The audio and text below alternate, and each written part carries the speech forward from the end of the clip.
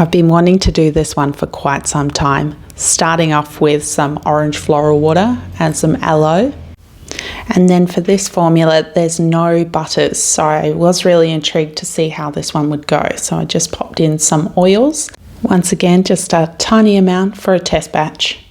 This spoon trick works really well. Then my Vegemals and cetyl alcohol, because I want it to be fairly natural emulsifiers.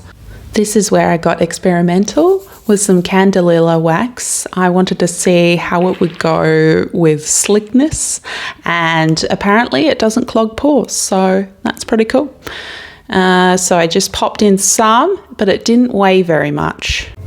Also, coming from beeswax experiments, I was a little bit unsure as to how high it needed to be.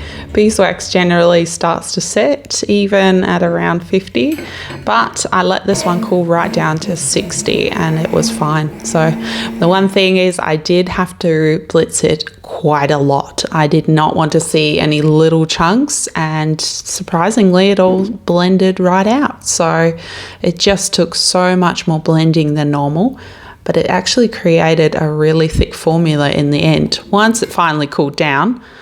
From there I just kept checking the temperature to see how much it would change, and it did get really thick. pH was great, so perfect. And then the skin test after everything, yeah.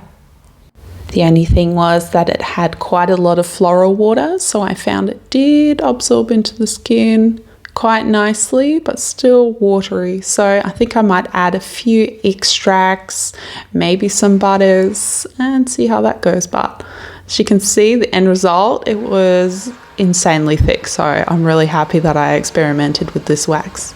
Love to know what you think.